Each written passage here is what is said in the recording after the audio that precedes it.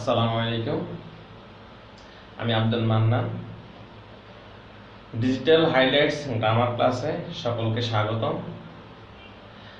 আমাদের ন্যারেশনের আজকে লাস্ট পর্ব, মানে তৃতীয় পর্ব, এবং এখানে হাইলাইটস নিয়ে আলোচনা হবে। সো সবাই একটু মনোযোগ দিয়ে শুনবা। আমাদের গত ক্লাসে আলোচনা অবজেক্টিভ সেন্টেন্স পর্যন্ত হইল, বাকি রইল এক্সক্লেমেটরি সেন্টেন্স। এক্সক্লেমেটরি সেন্টেন্সের ইনডাইরেক্ট ন্যারেশন। এক্সক্লেমেটরি সেন্টেন্সের শেডের পরিবর্তে এক্সক্লেইমড বসে, কনজাংশন হিসেবে দ্যাট বসে। তাহলে আমি দুইটা উদাহরণ করি। যেমন the boy said what a fool I am, এটা একটা এক্সক্লেমেটরি সেন্টেন্স, এখানে সাইন অফ এক্সক্লেমেশন। তাহলে দি বয়, আমার নিয়ম অনুসারে শেডের পরিবর্তে হবে এক্সপ্লেইনড।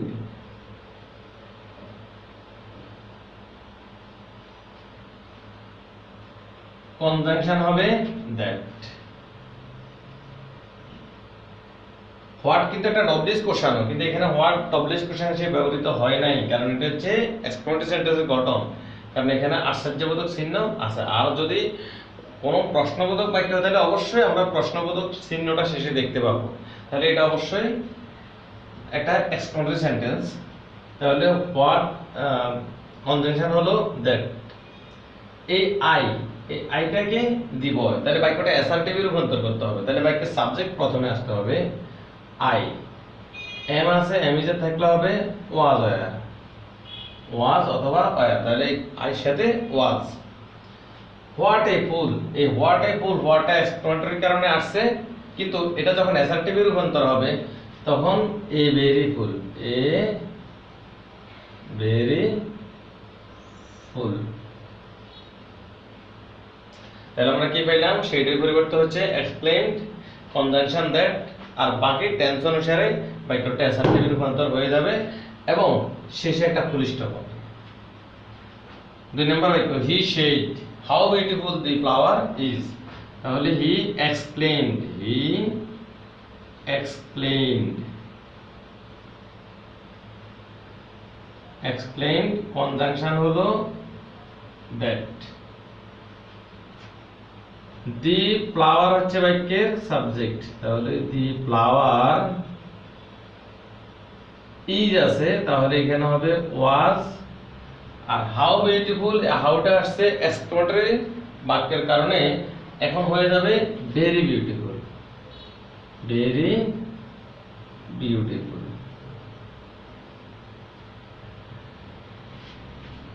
পরের একটা বাক্য আছে, he said how big the house is. তাহলে হি এক্সপ্লেইনড হবে, হি এক্সপ্লেইনড, কনজাংশন হবে দ্যাট। তাহলে এখানে বাকি সাবজেক্ট হচ্ছে দি হাউস। দি হাউসটা আগে লিখিনি, দি হাউস ইজ আছে, তাহলে এখানে ফার্স্ট টেন্সে হয়ে যাবে ওয়াজ। হাউ বিগ, এই হাউটা হচ্ছে এক্সক্লেমেটরি সেন্টেন্সের কারণে আসছে, হাউর পরিবর্তে এখানে চলে আসবে ভেরি, ভেরি বিগ।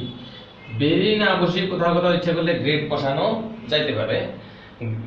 গ্রেট এবং ভেরি দ্বারা একই বোঝায়। আবার যখন এক্সক্লেমেটরি করা হবে হাউ অথবা হোয়াট আনলে তখন এই ভেরিটা অন্যায্য হয়ে যাবে, কারণ ভেরির যে চাপ, ভেরির যে প্রয়োজনটা সেটা হাউ অথবা হোয়াটাই ক্যারি করবে। আমরা এবার আলোচনায় আমাদের চলে গেল। তাহলে আমরা শুরু থেকে কি আলোচনা করলাম? Assertive sentence, interrogative sentence, imperative sentence, objective sentence, exclamatory sentence. 5 প্রকার সেন্টেন্সের আলোচনা আমাদের হইল। এবার আমরা এই আলোচনা থেকে আমরা হাইলাইটসে চলে যাব। আজকে খুব গুরুত্বপূর্ণ বিষয় হচ্ছে এই পুরো ন্যারেশনটা সবাই মাথায় রাখার জন্য যে হাইলাইটসটা আমরা সবসময় কন্টিনিউ মাথায় রাখতে হবে, সেই জিনিসটা হচ্ছে এখানে। তাহলে আশ্চর্য, আমাদের একটা হাত তো সবাই আছে না? যার একটা হাত আছে, 5টা আঙ্গুল আছে, তাহলে সে ওই 5টা আঙ্গুলে ধারণ করে ন্যারেশনটা মনে রাখতে পারবে। সেটা আজকে আমরা দেখাবো। আমরা আবার বলি 5 প্রকার sentence: assertive, interrogative, imperative, objective, exclamatory sentence. আমরা নিয়মগুলো যে আলোচনা করলাম সেই নিয়ম থেকে দেখি, অ্যাসার্টিভ সেন্টেন্সে শেডের পরিবর্তে শেড থাকবে, অবজেক্ট যদি থাকে তাহলে শেডের পরিবর্তে হয়ে যাবে টোল্ড, কনজাংশন হবে দ্যাট। ইন্টারোগেটিভ সেন্টেন্সে শেডের পরিবর্তে হবে, সের পরিবর্তে হবে আস্ক, আর শেডের পরিবর্তে হবে আস্কড, কনজাংশন হবে ইফ অথবা হোয়েদার অথবা ডব্লিউএস কোশ্চেনটি।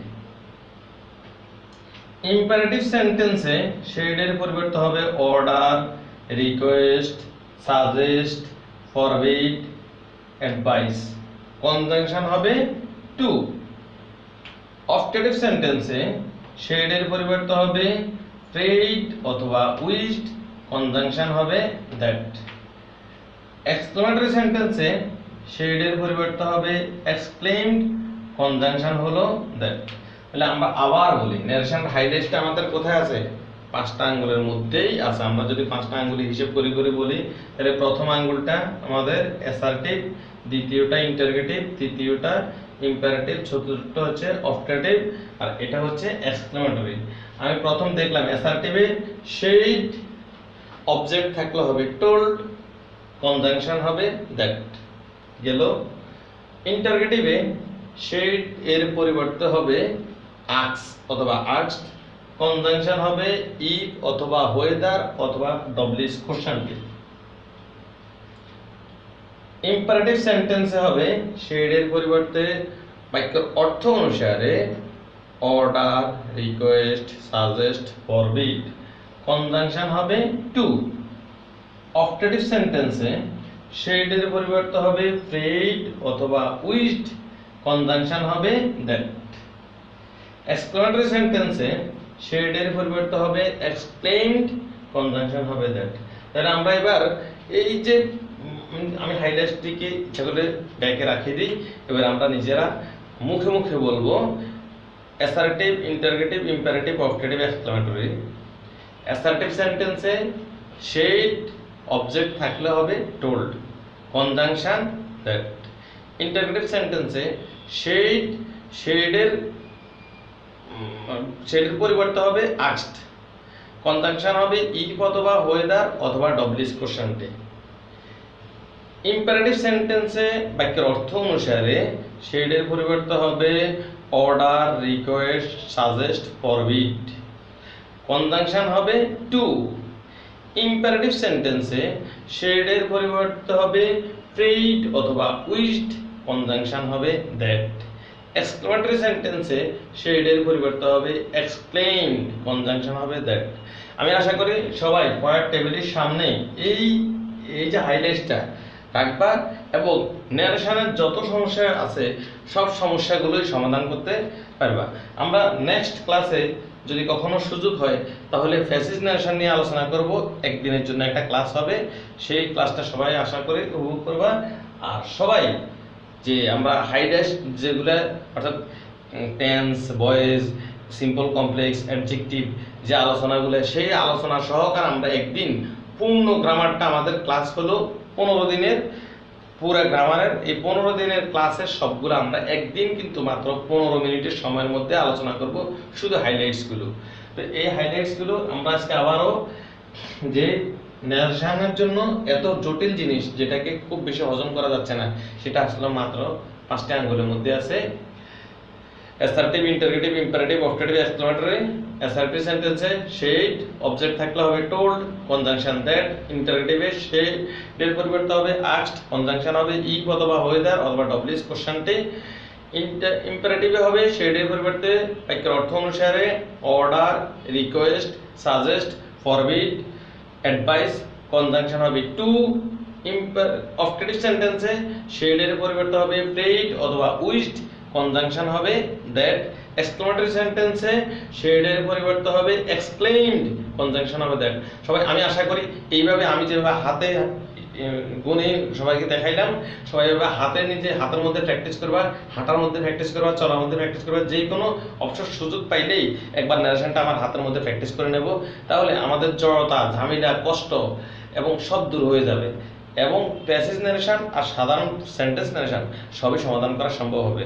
সবাই ভালো থাকো, সুস্থ থাকো, আল্লাহ হাফেজ, আসসালামু আলাইকুম।